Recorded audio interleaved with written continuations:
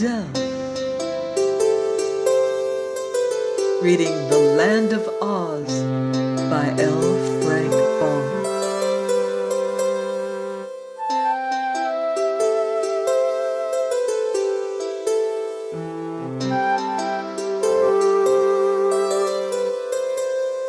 Chapter 18.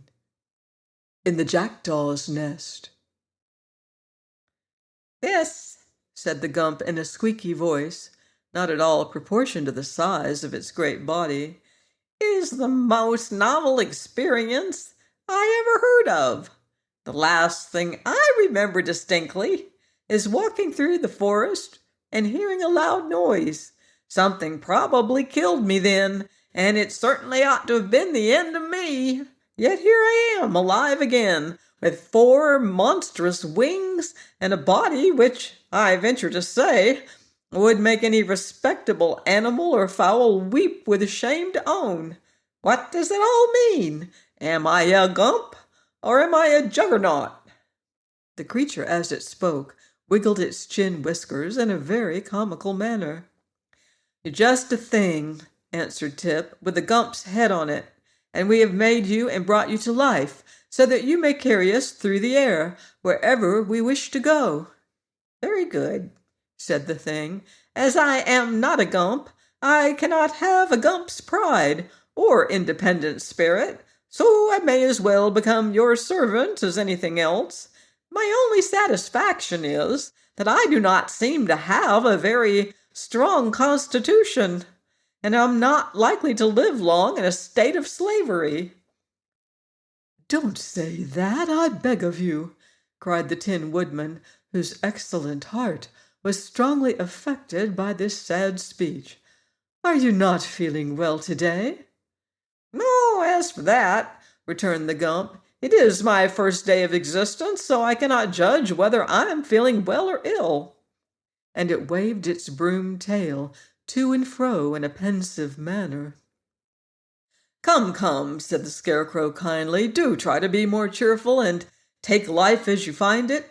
We shall be kind masters and will strive to render your existence as pleasant as possible. Are you willing to carry us through the air wherever we wish to go?" "Certainly," answered the Gump. "I greatly prefer to navigate the air, for should I travel on the earth and meet with one of my own species, my embarrassment would be something awful." "I can appreciate that," said the Tin Woodman sympathetically. "And yet," continued the thing, "when I carefully look you over, my masters, none of you seems to be constructed much more artistically than I am." "Appearances are deceitful," said the Woggle-Bug earnestly. "I am both highly magnified and thoroughly educated." "Indeed," murmured the Gump indifferently. "And my brains are considered remarkably rare specimens," added the Scarecrow proudly. "How strange," remarked the Gump. "Although I am of tin," said the Woodman, "I own a heart altogether the warmest and most admirable in the whole world." "I'm delighted to hear it," replied the Gump with a slight cough. "My smile," said Jack Pumpkinhead, "is worthy your best attention. It is always the same." "Semper idem," explained the Woggle-Bug pompously, and the Gump turned to stare at him. "And I," declared the Sawhorse, filling in an awkward pause, "am only remarkable because I can't help it." "I'm proud indeed to meet with such exceptional masters," said the Gump in a careless tone. "If I could but secure so complete an introduction to myself, I would be more than satisfied." "That will come in time," remarked the Scarecrow. "To know thyself is considered quite an accomplishment, which has taken us, who are your elders, months to perfect. But now," he added, turning to the others, "let us get aboard and start upon our journey." "Where shall we go?" asked Tip as he clambered to a seat on the sofas and assisted the Pumpkinhead to follow him. In the South Country rules a very delightful queen called Glinda the Good, who I am sure will gladly receive us, said the Scarecrow, getting into the thing clumsily. Let us go to her and ask her advice. That is cleverly thought of, declared Nick Chopper, giving the Woggle Bug a boost, and then toppling the Sawhorse into the rear end of the cushioned seats. I know Glinda the Good, and believe she will prove a friend indeed. Are we all ready? Asked the boy. Yes, announced the Tin Woodman, seating himself beside the Scarecrow. Then, said Tip, addressing the Gump, be kind enough to fly with us to the southward, and do not go higher than to escape the houses and trees, for it makes me dizzy to be up so far. All right, answered the Gump briefly. It flopped its 4 huge wings and rose slowly into the air, and then, while our little band of adventurers clung to the backs and sides of the sofas for support, the Gump turned toward the south and soared swiftly and majestically away. The scenic effect from this altitude is marvelous, commented the educated Wogglebug as they rode along. Never mind the scenery, said the Scarecrow. Hold on tight or you may get a tumble. The thing seems to rock badly. It will be dark soon, said Tip, observing that the sun was low on the horizon. Perhaps we should have waited until morning. I wonder if the Gump can fly in the night. I've been wondering that myself, returned the Gump quietly. You see, this is a new experience to me. I used to have legs that carried me swiftly over the ground, but now my legs feel as if they were asleep. They are, said Tip. We didn't bring 'em to life. You're expected to fly, explained the Scarecrow, not to walk. We can walk ourselves, said the Woggle-Bug. I begin to understand what is required of me, remarked the Gump, so I will do my best to please you, and he flew on for a time in silence. Presently, Jack Pumpkinhead became uneasy. I wonder if riding through the air is liable to spoil pumpkins, he said. Not unless you carelessly drop your head over the side, answered the Woggle-Bug. In that event, your head would no longer be a pumpkin, for it would become a squash. Have I not asked you to restrain these unfeeling jokes? Demanded Tip, looking at the Woggle-Bug with a severe expression. You have, and I've restrained a good many of them, replied the insect. But there are opportunities for so many excellent puns in our language that, to an educated person like myself, the temptation to express them is almost irresistible. People with more or less education discovered those puns centuries ago, said Tip. Are you sure? Asked the Woggle-Bug with a startled look. Of course I am, answered the boy. An educated Woggle-Bug may be a new thing, but a Woggle-Bug education is as old as the hills, judging from the display you make of it. The insect seemed much impressed by this remark, and for a time maintained a meek silence. The Scarecrow, in shifting his seat, saw upon the cushions the pepper-box which Tip had cast aside and began to examine it. Throw it overboard, said the boy. It's quite empty now, and there's no use keeping it. Is it really empty? Asked the Scarecrow, looking curiously into the box. Of course it is, answered Tip. I shook out every grain of powder. Then the box has 2 bottoms, announced the Scarecrow, for the bottom on the inside is fully an inch away from the bottom on the outside. "Let me see," said the Tin Woodman, taking the box from his friend.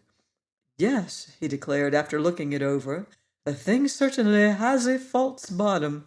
Now I wonder what that is for." "Can't you get it apart and find out?" inquired Tip, now quite interested in the mystery. "Why, yes. The lower bottom unscrews," said the Tin Woodman. "My fingers are rather stiff. Please see if you can open it." He handed the pepper box to Tip, who had no difficulty in unscrewing the bottom, and in the cavity below were 3 silver pills with a carefully folded paper lying beneath them.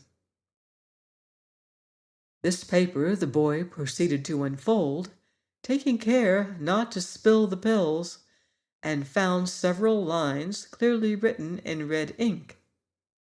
"Read it aloud," said the Scarecrow. So Tip read as follows: "Dr. Nicky Dick's celebrated wishing pills. Directions for use. Swallow 1 pill, count 17 by twos, then make a wish. The wish will immediately be granted. Caution, keep in a dry and dark place." "Why, this is a very valuable discovery," cried the Scarecrow. "It is indeed," replied Tip gravely. "These pills may be of great use to us. I wonder if old Mombi knew they were in the bottom of the pepper box. I remember hearing her say that she got the powder of life from this same Nicky Dick." "He must be a powerful sorcerer," exclaimed the Tin Woodman. "And since the powder proved a success, we ought to have confidence in the pills." "But how," asked the Scarecrow, "can anyone count 17 by twos? 17 is an odd number." "That is true," replied Tip, greatly disappointed. "No one can possibly count 17 by twos." "Then the pills are of no use to us," wailed the Pumpkinhead. "And this fact overwhelms me with grief, for I had intended wishing that my head would never spoil." "Nonsense," said the Scarecrow sharply. "If we could use the pills at all, we would make far better wishes than that." "I don't see how anything could be better," protested poor Jack. "If you were liable to spoil at any time, you can understand my anxiety." "For my part," said the Tin Woodman, "I sympathize with you in every respect, but since we cannot count 17 by twos, sympathy is all you are liable to get." By this time it had become quite dark, and the voyagers found above them a cloudy sky through which the rays of the moon could not penetrate. The Gump flew steadily on, and for some reason the huge sofa body rocked more and more dizzily every hour. The Woggle-Bug declared he was seasick, and Tip was also pale and somewhat distressed, but the others clung to the backs of the sofas and did not seem to mind the motion as long as they were not tipped out. Darker and darker grew the night, and on sped the Gump through the black heavens. The travelers could not even see one another, and an oppressive silence settled down upon them. After a long time, Tip, who had been thinking deeply, spoke. "How are we to know when we come to the palace of Glinda the Good?" he asked. "It's a long way to Glinda's palace," answered the Woodman. "I've traveled it." "But how are we to know how fast the Gump is flying?" persisted the boy. "We cannot see a single thing down on earth, and before morning we may be far beyond the place we want to reach." "That is all true enough," the Scarecrow replied, a little uneasily. "But I do not see how we can stop just now, for we might alight in a river or on the top of a steeple, and that would be a great disaster." So they permitted the Gump to fly on, with regular flops of its great wings, and waited patiently for morning. Then Tip's fears were proven to be well-founded, for with the first streaks of gray dawn, they looked over the sides of the sofas and discovered rolling plains dotted with queer villages where the houses, instead of being dome-shaped, as they all are in the land of Oz, had slanting roofs that rose to a peak in the center.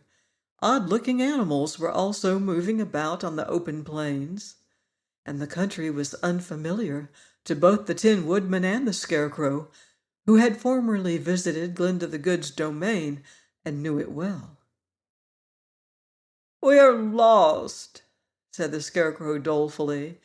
"The Gump must have carried us entirely out of the land of Oz, and over the sandy deserts, and into the terrible outside world that Dorothy told us about." "We must get back," exclaimed the Tin Woodman earnestly. "We must get back as soon as possible." "Turn around," cried Tip to the Gump. "Turn as quickly as you can."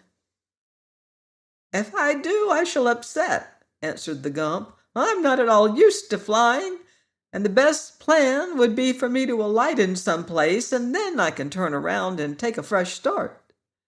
Just then, however, there seemed to be no stopping place that would answer their purpose. They flew over a village so big that the Woggle-Bug declared it was a city, and then they came to a range of high mountains, with many deep gorges and steep cliffs showing plainly. "Now is our chance to stop," said the boy, finding they were very close to the mountain tops. Then he turned to the Gump and commanded, "Stop at the first level place you see." "Very well," answered the Gump, and settled down upon a table of rock that stood between two cliffs. But not being experienced in such matters, the Gump did not judge his speed correctly, and instead of coming to a stop upon the flat rock, he missed it by half a width of his body, breaking off both his right wings against the sharp edge of the rock, and then tumbling over and over down the cliff. Our friends held on to the sofas as long as they could, but when the Gump caught on a projecting rock, the thing stopped suddenly, bottom side up, and all were immediately dumped out. By good fortune, they fell only a few feet, for underneath them was a monster nest, built by a colony of jackdaws in a hollow ledge of rock, so none of them, not even the Pumpkinhead, was injured by the fall, for Jack found his precious head resting on the soft breast of the Scarecrow, which made an excellent cushion, and Tip fell on a mass of leaves and papers, which saved him from injury. The Woggle-Bug had bumped his round head against the sawhorse, but without causing him more than a moment's inconvenience. The Tin Woodman was at first much alarmed, but finding he had escaped without even a scratch upon his beautiful nickel plate, he at once regained his accustomed cheerfulness and turned to address his comrades. "Our journey had ended rather suddenly," said he, "and we cannot justly blame our friend the Gump for our accident, because he did the best he could under the circumstances. But how we are ever to escape from this nest, I must leave to someone with better brains than I possess." Here he gazed at the Scarecrow, who crawled to the edge of the nest and looked over. Below them was a sheer precipice, several 100 feet in depth. Above them was a smooth cliff, unbroken save by the point of rock, where the wrecked body of the Gump still hung suspended from the end of one of the sofas. There really seemed to be no means of escape, and as they realized their helpless plight, the little band of adventurers gave way to their bewilderment. "This is a worse prison than the palace," sadly remarked the Woggle-Bug. "I wish we'd stayed there," moaned Jack. I'm afraid the mountain air isn't good for pumpkins. It won't be when the jackdaws come back, growled the sawhorse, which lay waving its legs in a vain endeavor to get upon its feet again. Jackdaws are especially fond of pumpkins. Do you think the birds will come here? Asked Jack, much distressed. Of course they will, said Tip, for this is their nest. And there must be hundreds of them, he continued, for see what a lot of things they have brought here.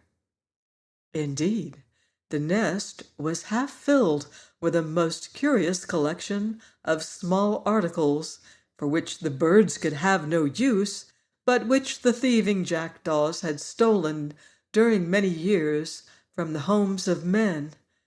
And as the nest was safely hidden where no human being could reach it, this lost property would never be recovered.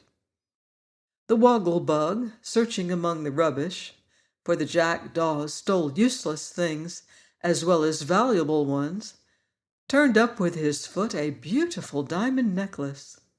This was so greatly admired by the Tin Woodman that the woggle-bug presented it to him with a graceful speech, after which the woodman hung it around his neck with much pride, rejoicing exceedingly when the big diamonds glittered in the sun's rays.